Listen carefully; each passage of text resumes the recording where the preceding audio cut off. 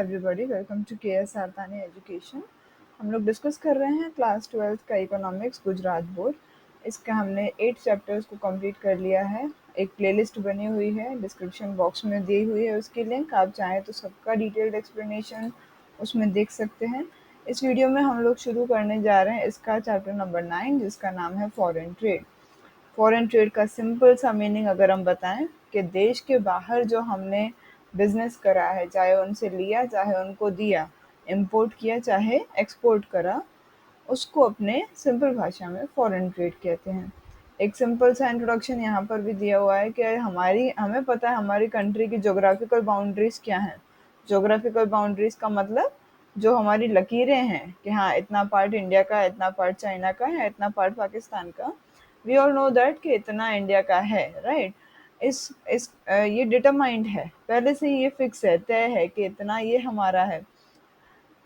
इस बाउंड्री को क्रॉस करने के कुछ लीगल रेस्ट्रिक्शंस हैं और कभी-कभी प्रोहिबिशंस भी हैं। क्या मीनिंग? लीगल रेस्ट्रिक्शंस मतलब all of them can not cross this boundaries. हम सब अगर चाहें बिना किसी वीज़ा, पासपोर्ट या किसी भी डॉक्यूमेंट के हम पास बॉर्डर क्रॉस करें, दैट्स नॉट पॉसिबल।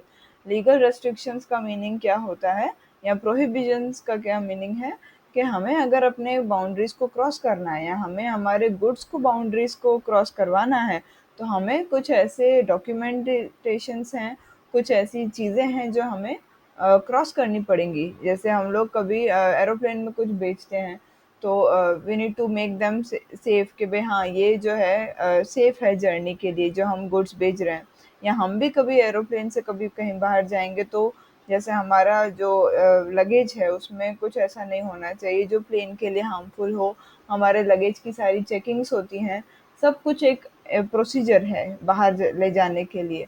और हमने कभी इसी इसी कारण हमने कभी सोचा है कि कोरियन रेफ्रिजरेटर या जापानीज टीवी हमारे घर में आ सकती है, जर्मन कार हमारे रोड पे दौड़ सकती है, अमेरिकन ट्रैक्टर्स हमारे फार्म में काम कर सकते हैं, यूके में बने हुए शूज़ या गारमेंट्स हमारे मॉल्स में आ सकते हैं। ये सब जो है कहाँ से आ रहा है? फॉरेन से आ रहा है। इतना सारा पेट्रोल और डीजल जिसके कारण हमारे व्हीकल्स दौड़ रहे हैं, ये सब कहाँ से आ रहा है? गल्फ कंट्रीज से आ रहा है। तो ये सारी चीज़ें कैसे हो रही हैं? हम बाहर वाले देशों को कुछ दे रहे हैं, बाहर वाले देश हमें कुछ दे रहे हैं। इसको हम बोलेंगे कि हम अपने पूरे विश्व में हम गुड्स और सर्विसेज और टेक्नोलॉजी का एक्सचेंज कर रहे हैं। इंडिया में मैक्सिमम टेक्नोलॉजी हमारे यहाँ जापान से आती है, राइट। हमारे कंट्री के बाहर यानी ज्योग्राफिकल बाउंड्री को क्रॉस करके जो हम ट्रेड करते हैं उसको अपने बोलते हैं इंटरनेशनल ट्रेड, या दूसरे शब्दों में कहें तो फॉरेन ट्रेड। इस चैप्टर में हम इंटरनेशनल ट्रेड या फॉरेन ट्रेड के कुछ ऐसे इंपॉर्टेंट एस्पेक्ट्स को समझेंगे। सबसे पहले आता है मीनिंग। जिस ट्रेड में या जिस ट्रेड का मीनिंग तो सबको पता है कि एक ऐसी कॉमर्शियल एक्टिविटी है या बिजनेस है जिसके अंदर हम goods, services, resources, capital, technology, know how, intellectual property, इन सबको एक्सचेंज करते हैं। गुड्स सर्विसेज का मीनिंग तो सबको पता है। रिसोर्सेज का मीनिंग जैसे अभी अपन ने पेट्रोल डीजल की बात करी। कैपिटल मीन्स किसी के बिजनेस में इन्वेस्टमेंट करना। टेक्नोलॉजी का मतलब है किसी को सिर्फ ये सिखाना कि भाई ये मशीन कैसे बनती है, राइट। नो हाउ यानी कि सामने वाले के साथ आपका नॉलेज एक्सचेंज करना। इंटेलेक्चुअल प्रॉपर्टी का मतलब भी यही हुआ, ब्रेन्स का एक्सचेंज होना। दूसरे वर्ड्स में कहें तो ट्रेड का मतलब एक ऐसी एक्टिविटी कि हम गुड्स एक्सचेंज कर रहे हैं, किसके लिए? प्रॉफिट के लिए। ये एक्टिविटी जब अपने कंट्री के ज्योग्राफिकल बाउंड्रीज के अंदर ही हो रही हो तो उसको अपने बोलेंगे इंटरनल या डोमेस्टिक ट्रेड। और जब ये ज्योग्राफिकल बाउंड्री को क्रॉस कर जाएगी, बाहर होने लगेगी, तो इसको अपने बोलेंगे इंटरनेशनल ट्रेड या फॉरेन ट्रेड। इंटरनेशनल ट्रेड होता क्यों है, इसके क्या रीजंस हैं, इसको समझने से पहले एक और चीज़ समझिए। कोई भी कंट्री क्यों ना हो, उसको इंटरनेशनल ट्रेड करना बहुत ज़्यादा ज़रूरी है, वरना उसकी इकोनॉमी काम नहीं करेगी। इकोनॉमीज भी यहाँ से दो टाइप की आती हैं। एक होती है क्लोज्ड इकोनॉमी। क्लोज्ड इकोनॉमी का मीनिंग होता है एक ऐसा कंट्री है जो ना किसी को कुछ दे रहा है और ना किसी से कुछ ले रहा है। ये वो कंट्री है जो सेल्फ सफिशिएंट है, यानी इसके पास अपने आपकी ज़रूरतों को पूरा करने के लिए सब कुछ है। लेकिन ऐसा रियल में पॉसिबल नहीं है।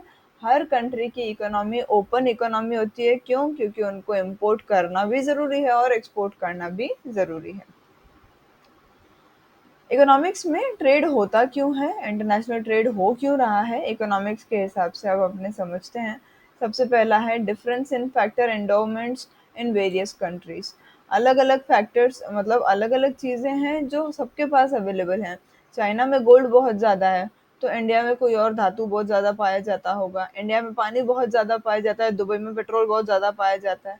हर कंट्री के पास ज़रूरी नहीं है कि सारे के सारे फैक्टर्स या सारी की सारी चीज़ें प्रोडक्शन के लिए अवेलेबल हों। प्रोडक्शन के फैक्टर्स 4 हैं: लैंड, लेबर, कैपिटल और एंटरप्रेन्योरशिप। ये चारों सबके पास इनफ हो, दैट इज़ नॉट पॉसिबल।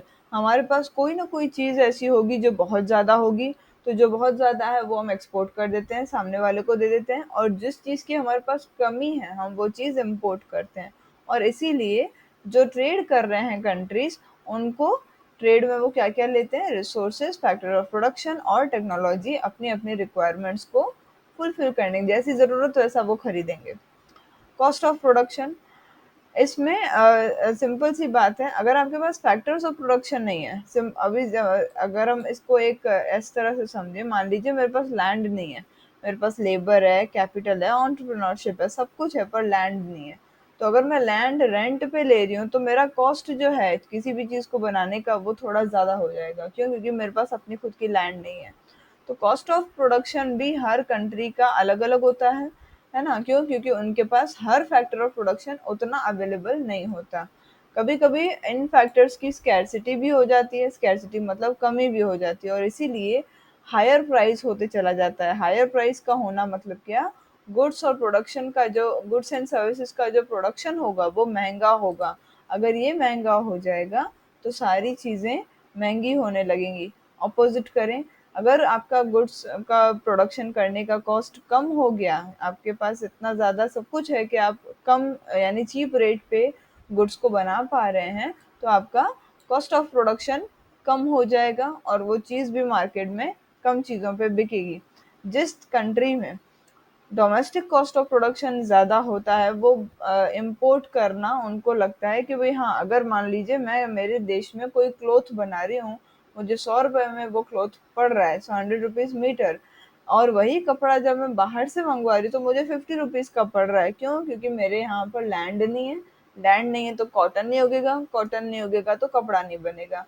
तो जो चीज़ मुझे बनाने में अगर 100 रुपये लग रहा है और बाहर से मंगवाने में वही चीज़ 50 रुपए की पड़ रही है, तो सिंपल सी बात है, मैं बाहर से उसको मंगवाऊंगी। जहाँ पर वो चीज़ चीपली प्रोड्यूस होती है वहां से मैं उस चीज़ को मंगवाऊंगी। थर्ड आता है टेक्नोलॉजिकल प्रोसेस। सारे कंट्रीज के पास same level of technological progress नहीं है। सब टेक्नोलॉजी में उतने आगे नहीं है। जहाँ पर कुछ ऐसे कंट्रीज हैं जो एक्सपर्ट हैं टेक्नोलॉजी में, और कुछ ऐसे हैं जिनको किसी दूसरे टाइप की टेक्नोलॉजी में उनकी अच्छी एबिलिटी है। फॉर एग्जांपल, इंडिया की एबिलिटी रेलवेज में बहुत अच्छी है। इंडिया की एबिलिटी और किसी चीज़ में भी अच्छी हो सकती है, जैसे कि मान लीजिए मशीनरीज हो गया, इंडस्ट्रीज हो गया। सिमिलरली आपके जापान में मशीनरीज के ऊपर, यहाँ आपके जो न्यू न्यू साइंटिफिक इन्वेंशंस हैं उसमें इंडिया आगे है। इसरो की जैसे एक एग्जांपल है। तो हर कंट्री के पास इक्वल एफिशिएंसी नहीं होती। कोई किसी में माहिर होगा, कोई किसी में माहिर होगा, और इसीलिए ट्रेड होता है दो कंट्रीज के बीच में। अगर मेरे यहाँ पर वीट ज़्यादा उग रही है और पाकिस्तान के अंदर राइस ज़्यादा उग रहा है, तो पाकिस्तान मुझे अपना राइस बेचेगा, मैं उसको अपना वीट भेजूंगी, दोनों खुश रहेंगे। Division of labour and specialisation, ये एक पॉइंट आपके उसमें भी आती है, ओसीएम में भी आती है, कि जो चीज़ आपके पास है, मान लीजिए मेरे पास इस समय पढ़ाने का हुनर है, मैं सामने वाले को अच्छे से सारी चीज़ें एक्सप्लेन कर सकती हूँ, तो मुझे पढ़ाना चाहिए। यहीं पर कोई मुझे बोल दे कि आप गाइए, तो वो नहीं पॉसिबल है। लेबर का प्रोडक्टिविटी सबसे ज़्यादा कब होगा? जब उसको काम वही दिया जाए जो उसको आ रहा है। हर कंट्री में लेबर का ये प्रोडक्टिविटी और डेक्सटेरिटी अलग अलग कंट्री में अलग अलग होता है कि कोई लेबर क्या कर सकता है, कितनी उसकी ताकत है। साथ साथ में एंटरप्रेन्योरियल एफिशिएंसी भी हर कंट्री की अलग अलग होती है।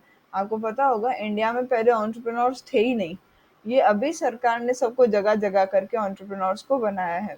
और ये जो डिफरेंसेस हैं, ये भी अलग अलग कंट्री के बीच में पाए जाते हैं। इसका मतलब ये हुआ कि जिन कंट्रीज में लेबर बहुत एफिशिएंट है, वहाँ पर कुछ गुड्स एंड सर्विसेज बन सकते हैं, और जहाँ पर जो प्रोडक्शन वहाँ पर वो स्पेशलाइज्ड होता है, ठीक है, और वहाँ पर जो गुड्स वो नहीं बना सकते। एग्जाम्पल ले लीजिए, इंडिया लेबर एफिशिएंट है, इंडिया में बहुत सारे लोग हैं, बहुत सारे मजदूर हैं, तो इंडिया में हैंडमेड चीज़ें बहुत अच्छी बनेंगी। वो हैंडमेड चीज़ें हम जापान को दे सकते हैं, और जापान क्योंकि मशीन ओरिएंटेड है, तो जापान में मशीनरी से बनी हुई चीज़ें अच्छी बनेंगी, तो हम जापान से मशीनरी से बनी हुई चीज़ों को इम्पोर्ट करेंगे, राइट। जो गुड्स में हमारे देश में हम लोग प्रोड्यूस नहीं कर पा रहे अच्छे से, वो हम इम्पोर्ट करते हैं। और जिन गुड्स में हम लोग स्पेशलाइज्ड हैं, जो हमें बहुत अच्छे से काम आता है, वो हम एक्सपोर्ट करते हैं। सिंपल काम है। अगर कोई कंट्री ऐसी कोशिश करे कि वो ऐसे गुड्स और सर्विसेज बनाए जिसमें उसकी स्पेशलाइजेशन नहीं है, तो अ, उनको सामने वाले देश से एक्सपर्टीज को बुलाना पड़ता है, और नो हाउ कि कैसे उसको करना है, नॉलेज जो है उसको चाहिए, ताकि वो ऐसा प्रोडक्शन कर सके। इसका एक बेस्ट एग्जांपल है हमारी जो डिफेंस की जो है कैटेगरी, उसमें अभी हम सारी मिसाइल्स जो हैं या सारे वेपन्स जो हैं वो खुद बनाते हैं, पहले हमें नहीं आते थे। तो अभी हमें क्यों आते हैं? क्योंकि पहले हमने जापान से एक्सपर्टीज को या किसी भी कंट्री से एक्सपर्टीज को या नो हाउ लिया होगा, उनसे हमने जानकारी ली होगी, और फिर वो सीखा होगा, तब जाके हमें आया, राइट। थर्ड पॉइंट जो इस चैप्टर की आती है वो ये है कि इंटरनेशनल ट्रेड को कौन कौन से फैक्टर्स ऐसे हैं जो अफेक्ट करते हैं। इंटरनेशनल ट्रेड का जो नेचर है, जो स्वभाव है, इसका मतलब क्या हुआ कि हमारे यहाँ पर जो ऐसे गुड्स हैं जो दूसरों से अलग बनते हैं, या जो हमारी स्पेशलाइजेशन है, उनको हमें सामने वाले से एक्सचेंज करना है। इंटरनेशनल ट्रेड का जो नेचर है वो यानी इंटरनेशनल ट्रेड किस कहाँ कितना होगा, कैसे होगा, ये सब चीज़ें कुछ चीज़ों से इफ़ेक्ट होती हैं। सबसे पहली कि आस-पास आपके कैसे सर्कमस्टेंसेस हैं। सर्कमस्टेंसेस का मीनिंग क्या हुआ? आपकी गवर्नमेंट आपको कितना सपोर्ट कर रही है, आपके पास कितने पैसे हैं, आप कितना कुछ बना सकते हैं ट्रेड करने के लिए, और policies and laws governing trade. Trade के ऊपर कितने रेस्ट्रिक्शंस लगाए गए सरकार की तरफ से, क्या-क्या पॉलिसी है, क्या-क्या कानून है, ये सब चीज़ें ट्रेड को बड़ा इफ़ेक्ट करती है। इंडिया पहले इंटरनेशनल ट्रेड में इतना आगे नहीं था जितना अब है। क्यों? रीज़न क्या है उसका? हमारी गवर्नमेंट अब लोगों को बहुत सपोर्ट करती है इंटरनेशनल ट्रेड के लिए। कैसे करती है? देखें चलो। सबसे पहला, ज्योग्राफिकल और occupational mobility of factor of production is lesser in international trade. International trade में आपको फैक्टर्स ऑफ प्रोडक्शन को इधर से उधर नहीं करना पड़ता। लेबर जो है वो बहुत कम मोबाइल है, मतलब एक जगह से दूसरी जगह नहीं जाता है इंटरनेशनल ट्रेड में, और सोशल रीजंस के कारण या पॉलिसीज के कारण। सोशल रीजन मतलब क्या? सोसाइटी के जो रीजंस हैं। कुछ ऐसा है, कुछ ऐसे ह्यूज कैपिटल्स हैं, वो भी लेस मोबाइल होता है। क्यों? क्योंकि आप सब सारे कैपिटल को इधर से उधर नहीं घुमा सकते ना। इसका एक बेस्ट एग्जांपल है, टाइप ऑफ कैपिटल पता होगा आपको। एक फिक्स्ड कैपिटल है, एक करंट कैपिटल है। फिक्स्ड कैपिटल के अंदर हमारे शेयर्स आते हैं। वो शेयर्स आप पैसे कहाँ से इकट्ठे करते हैं? पब्लिक से इकट्ठे करते हैं। उस जगह पर पब्लिक भी अमीर होनी चाहिए जो आपके शेयर्स में इन्वेस्ट करे। तो इसीलिए आपका कैपिटल तब लेस मोबाइल होता है।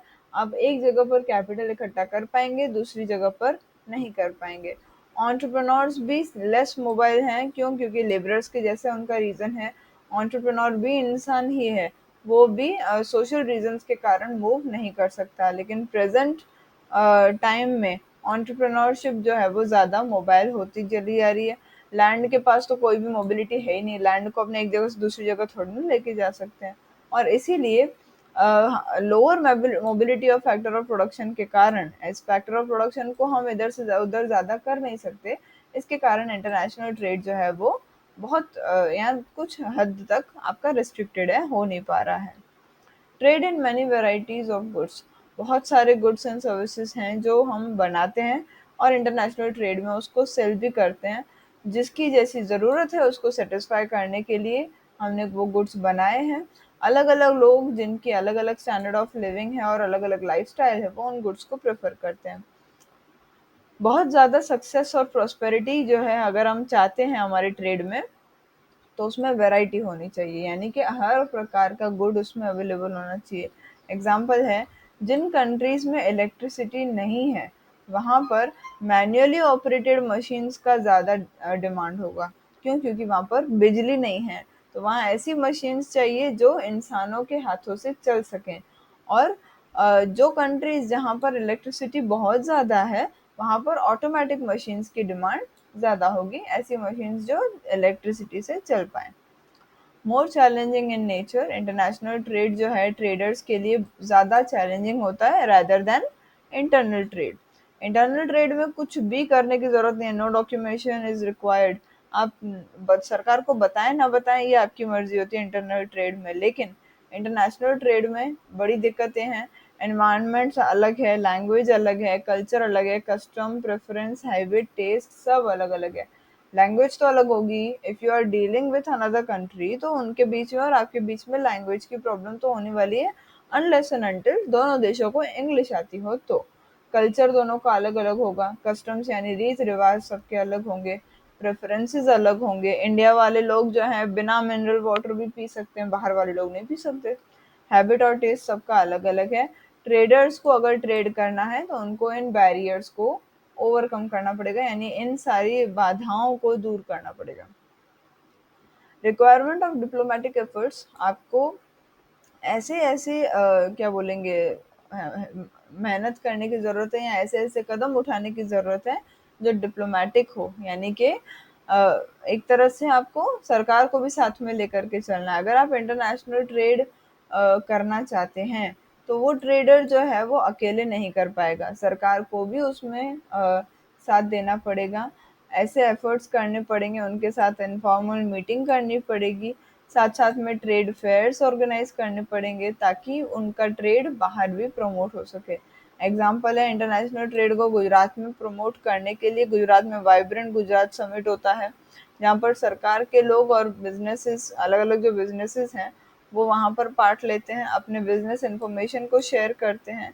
एक आइडिया उनको मिलती है कि अलग अलग स्टेट के लोगों की क्या पॉलिसी है, कैसे उनका कल्चर है, और बाकी की सारी रेलेवेंट इन्फॉर्मेशन उनको मिल जाती है।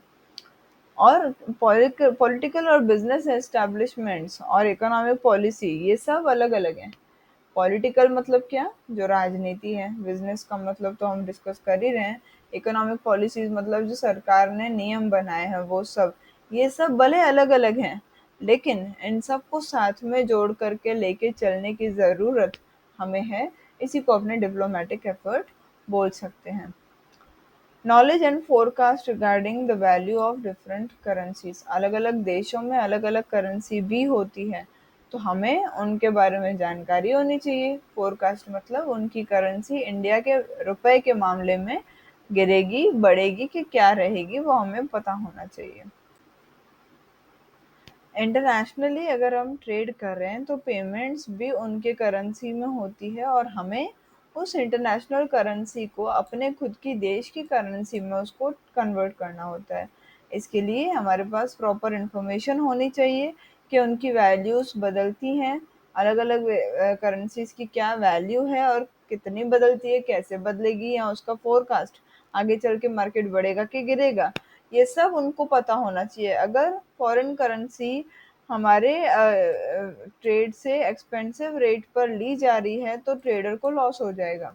अगर इंडिया का 1 रुपी है, सामने वाले का जो 1 रुपी है वो इंडिया का कुछ पैसे ही हैं, तो ये लॉस हो जाएगा। और इसीलिए ट्रेडर्स को एक्सपर्ट्स को हायर करना पड़ता है जो एक्सचेंज रेट में हेल्प करते हैं उनकी। Joint efforts of Nations and international organisations, international trade सिर्फ तभी ही डेवलप हो सकता है अगर गवर्नमेंट, सारे देशों की गवर्नमेंट्स और इंटरनेशनल ऑर्गेनाइजेशंस जैसे कि वर्ल्ड ट्रेड ऑर्गेनाइजेशन साथ में काम करेंगे तो। सारे कंट्रीज के पॉलिटिकल सिस्टम्स को भी ऐसी पॉलिसीज बनानी चाहिए जो ट्रेड के लिए मोर कंड्यूसिव हो, कंड्यूसिव यानी कि ज़्यादा अच्छे से हो सके ट्रेड। सोशल और कल्चरल ग्रुप्स को भी ट्रेड के लिए एकदम ओपन रहना चाहिए, इंडस्ट्री एसोसिएशंस को भी कोऑपरेट करना चाहिए ट्रेड में, और ट्रेड को आगे बढ़ाना चाहिए, एनहांस करना चाहिए। सेवेंथ पॉइंट आती है impact of political and social ideologies. जितना आपका इंटरनेशनल ट्रेड है और किस डायरेक्शन में जा रहा है, किस दिशा में वो जा रहा है, इसका बहुत बड़ा एक, इस पे किसका फर्क पड़ता है, पॉलिटिकल और सोशल इवेंट्स का जो पूरे वर्ल्ड में हो रही हैं। इसका एक बेस्ट एग्जांपल अगर मैं आपको दूं, अगर मान लीजिए इजराइल और किसी कंट्री के बीच में वॉर चल रही है तो आपका मार्केट नीचे गिर जाएगा। इसराइल और अमेरिका के बीच में वॉर चल रही है, अगेन मार्केट नीचे गिर जाएगा। एग्जाम्पल है ट्रेड रिलेशंस, दो नेशंस के बीच में डिस्टर्ब हो सकते हैं अगर वर्ल्ड वॉर हो रही है, या जैसे इंडिया पाकिस्तान का छोटा सा एक हो गया था तो ट्रेड्स आपके डिस्टर्ब हो गए थे। और दूसरी जगह पर आपके जो नेशंस वॉर के कारण साइड में हो गए हैं तो उस टाइप पे क्या होता है, दूसरे नेशंस अपने ट्रेड को प्रमोट करने लगते हैं और वर्ल्ड ट्रेड बढ़ा देते हैं।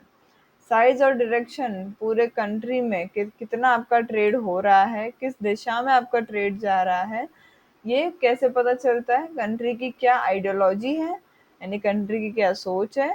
सोशल स्ट्रक्चर क्या है? सोशल स्ट्रक्चर मतलब किस पे कितना आपको आप एक तरह से भरोसा करते हैं, जैसे कि मान लीजिए father, mother and then the children, ये सोशल स्ट्रक्चर है, राइट? तो सोशल स्ट्रक्चर में हम लोग इसको ऐसे भी बोल सकते हैं कि आपके कितने लोग हैं जिनको इम्पोर्टेंस अच्छी मिलती है। हम लोग पहले देखते थे 4 वर्ण होते थे लोगों के, हिस्टोरिकल इवेंट्स जो पहले हो चुका है, और दूसरे कंट्रीज जो हैं वर्ल्ड के, उनके साथ हमारा क्या रिलेशन रहा है। वास्ट स्केल, इंटरनेशनल ट्रेड की स्केल जो है वो बहुत ज़्यादा है। क्यों? क्योंकि उसमें बहुत सारे कंट्रीज इन्वॉल्व होते हैं, बहुत सारी वेराइटीज़ होती है गुड्स की, अलग अलग रूल्स होते हैं और इंटरनेशनल ऑर्गेनाइजेशंस भी होती हैं। नाइन्थ पॉइंट बता रही है involves more permissions and taxes. अगर आप इंटरनेशनल ट्रेड करना चाहते हैं तो ट्रेडर्स को बहुत सारी परमिशंस और लाइसेंसेस लेने पड़ते हैं अपने कंट्री से। उनको सारे प्रोसीजर्स क्लियर करने पड़ेंगे। एग्जांपल है ट्रेडेबल गुड्स और क्वालिटी ऑफ गुड्स। ऐसे गुड्स आपको बेचने हैं जो ट्रेडेबल हैं, यानी कि बेचे जा सकते हैं और उनकी क्वालिटी भी अच्छी होनी चाहिए। कस्टम के प्रोसीजर्स को क्लियर करना है। इंटरनेशनल फ्रेट और ट्रांसपोर्ट प्रोसीजर्स को कंप्लीट करना है। फ्रेट का मतलब एक तरह से अपने भाड़ा बोल सकते हैं। क्वालिटी टेस्ट अलग अलग कंट्री का अलग अलग होता है। फूड और ड्रग क्वालिटी टेस्ट जो है अलग अलग कंट्री का डिफरेंट होगा। इंडिया में अगर मान लीजिए किसी भी चीज़ में कोलेस्ट्रॉल है तो वो चल जाती है चीज़, अमेरिका या दूसरे देशों में नहीं भी चलती हो। ये अलग अलग क्वालिटी स्टैंडर्ड्स के कारण ट्रेडर्स को पता होना चाहिए कि वहाँ की चीज़ों को कैसे बनाया जाता है और उनको कैसी चीज़ अच्छी लगती है, और ऐसे प्रोडक्शन करना ज़रूरी है ताकि आपकी चीज़ वहाँ जाकर बिके भी। ठीक है। लास्ट पॉइंट आती है वो है involves higher degree of competition.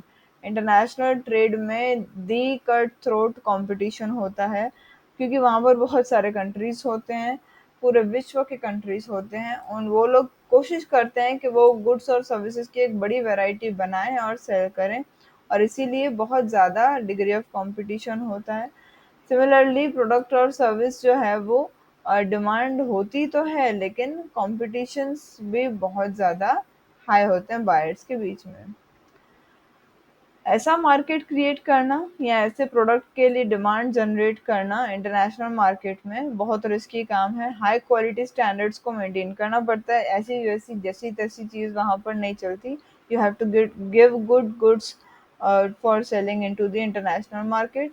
बहुत ज़्यादा प्रमोशनल एक्सपेंसेस लगते हैं, सेल्स कॉस्ट बहुत ज़्यादा होती है, और आपको बहुत सारी मेहनत करनी पड़ती है अपने कस्टमर्स को सेटिस्फाई करने के लिए फॉरेन में। इन सारी रिक्वायरमेंट्स को पूरा करने के बाद अगर कोई ट्रेडर अपना अपने मार्केट से अपना शेयर उठा नहीं पा रहा है, यानी उसको अपने हिस्से का प्रॉफिट नहीं हो रहा, तो उसको क्या हो जाएगा? लॉस हो जाएगा। 9.4 जो है difference between domestic trade and international trade, यहाँ से अपने शुरुआत करेंगे इसके पार्ट नंबर 2 में। Thank you so much for patient hearing. Have a good day.